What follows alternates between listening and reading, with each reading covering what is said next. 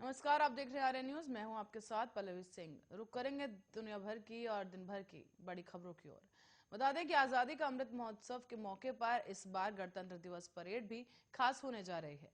आजादी के 75 साल के जश्न के तहत इस बार दिल्ली के राजपथ के ऊपर पहली बार 75 एयरक्राफ्ट फ्लाइट पोस्ट करते हुए दिखाई देंगे।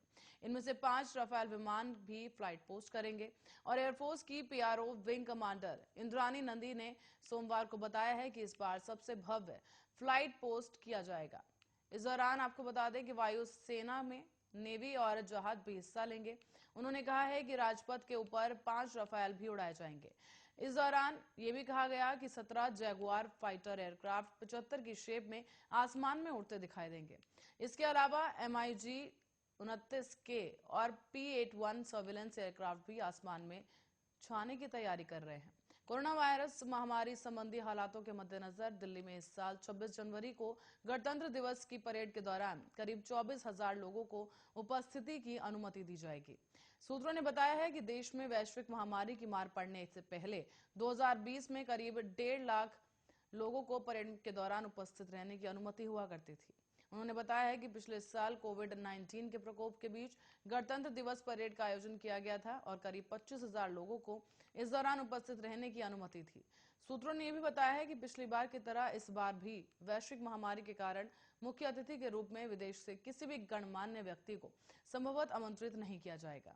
Bharat, Uzbekistan, Turkmenistan, Kazakhstan, Kargil गणराज्य और तजाकिस्तान के नेताओं को आमंत्रित करने की योजना बना रहा है।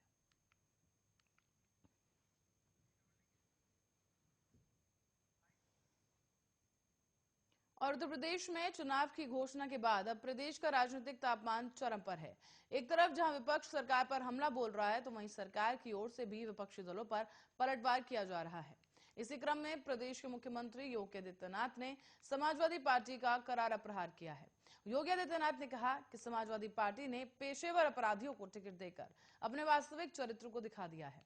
यह भी कहा गया कि पिछले 5 साल के दौरान हमारी सरकार ने भयमुक्त सरकार दिया है और अखिलेश यादव पर हमला बोलते हुए सीएम योगी ने कहा है कि कैराना से लेकर बुलंदशहर तक जो चचेरे समाजवादी पार्टी के सामने आए हैं, वो कैराना के व्यापारियों के पलायन के लिए जिम्मेदार हैं।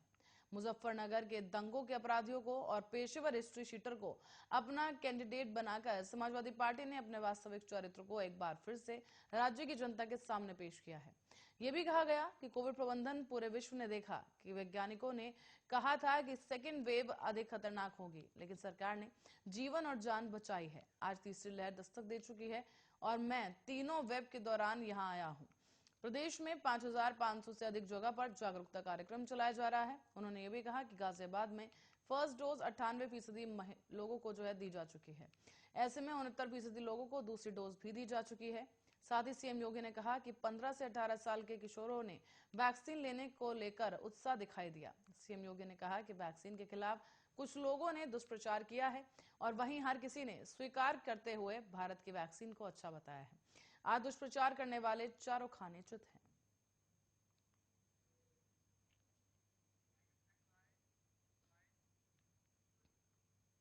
पंजाब में चुनावी तारीखों का ऐलान कर दिया गया है और एक बार ये तारीख टाल दी गई है।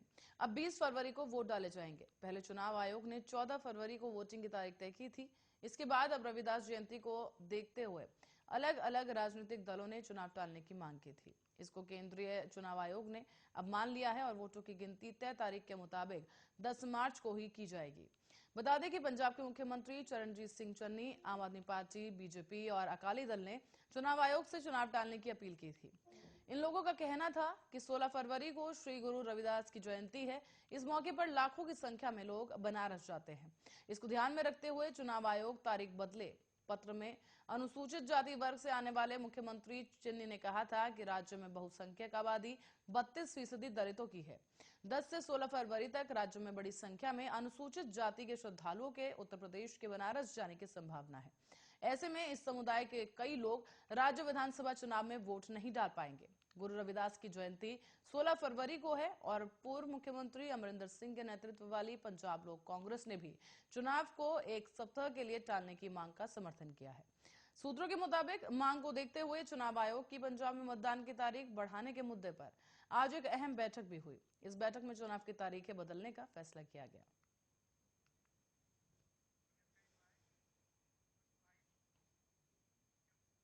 और समाजवादी पार्टी के राष्ट्रीय अध्यक्ष अखिलेश यादव ने एक बड़ा ऐलान किया है कि सभी किसानों को सिंचाई के लिए मुफ्त बिजली और ब्याज मुक्त लोन दिया जाएगा।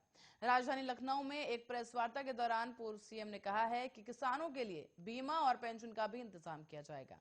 इस ऐलान से पहले अखिलेश ने अन्न हाथ में लेकर संकल्प लेकर बीजेपी को हटाने की किसानों से अपील की। उन्होंने कहा, हम सभी संकल्प लेते हैं कि किसानों पर अन्याय करने वालों को हराएंगे और हटाएंगे। सपा ने कहा कि सपा अपने घोषणा पत्र में सभी फसलों के लिए एमएसपी और गन्ना किसानों को 15 दिन में भुगतान सुनिश्चित करेंगे। 300 यूनिट फ्री बिजली देने का संकल्प पूरा किया जाएगा और ब्याज मुक्त लोन और बीमा भी किसानों को देंगे। इसको हम कैसे करेंगे, इसकी पूरी जानकारी हम घोषणा पत्र में देंगे। अखिलेश ने कहा कि भाजपा द्वारा घोषणा पत्र घोषित किए जाने से सपा अपना घोषणा पत्र जारी करेगी।